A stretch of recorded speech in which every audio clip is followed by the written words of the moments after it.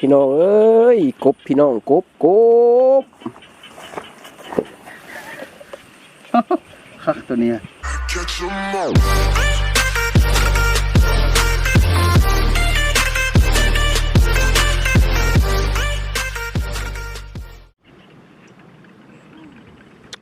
ตอนนี้กำลังเดินทางไปขุดขี้กระเดือนห้างบิดกบนะ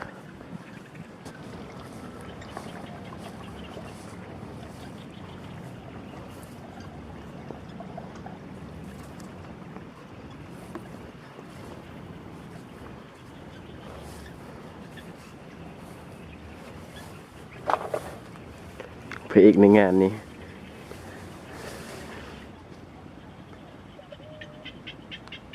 กำลังขุดขี้กระเดือนจะไปห้างเบ็ดกบนะ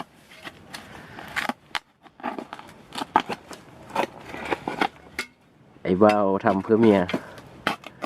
ไอ้บ่าวทำเพื่อครอบครัวมาตามโกติดชีวิต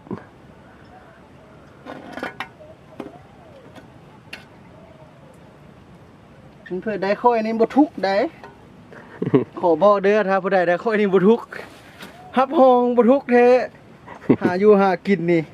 ไปเว้าไปคนดูมันแม่นบ่ทุกแท้โอเคเนาะวันนี้เนาะจะมาทำสารคดีห้างบิดกบเนาะวันนี้เนาะห้างอยู่หน้าเซี่ยวเพลงเนาะไปกันเลย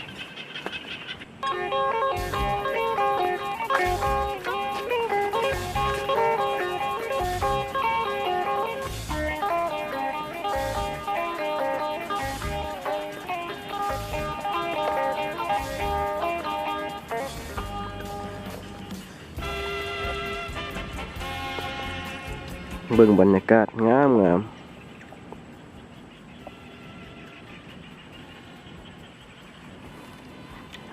บ่เบิ่งการห้างเบ็ดกบแบบวิถีสาวบ้านเนาะเรียบร้อยแล้วมากนี้นะเบิ่งไกลๆนะ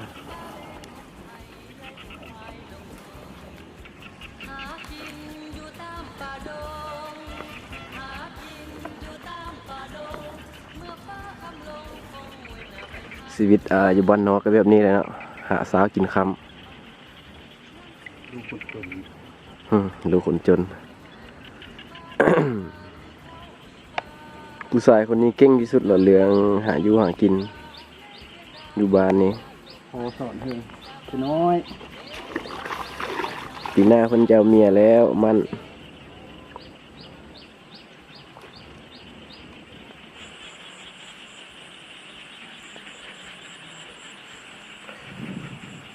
เจออีกแล้ว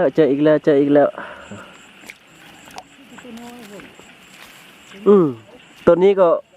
ตัวเนื้ออยู่ตัวนี้ก็โอ้ตัวสองสามดิ้วเบิ้งพี่น้องเบิ้งพี่มันห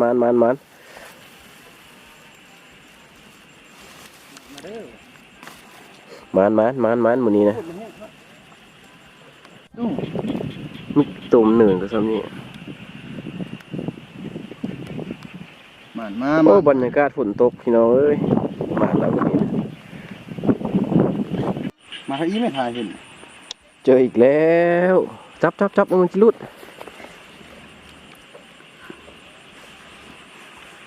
โอ้หมานวันนี้นะ10 ปลายโตละได้อยู่ประมาณ5 โลเนาะ อย่าหมดคืน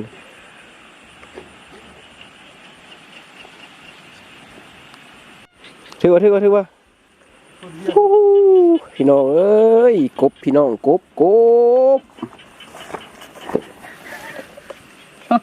คักตัวนี้ดีเนาะไปเบิ้งไอ้นั่นกัน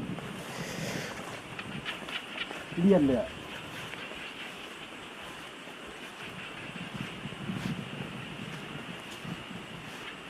นั่นนะพี่น้องกบ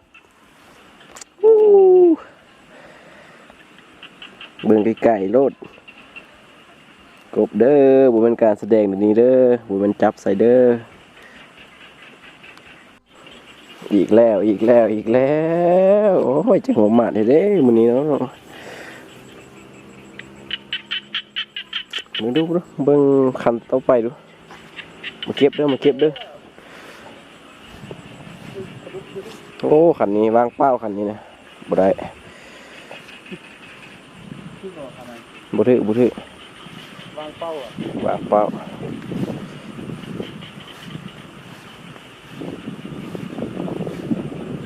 เจออีกแล้วโอ้กบเยอะตัวนี้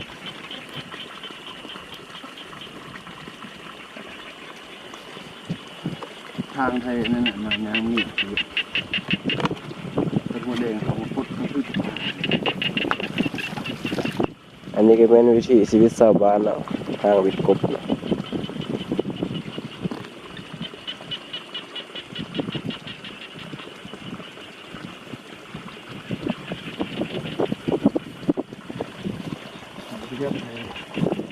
เทียบไปของนี้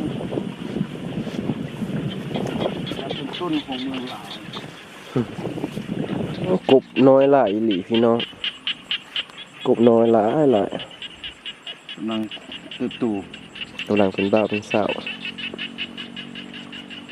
กำลังโซฮีเขียวสมัย อืม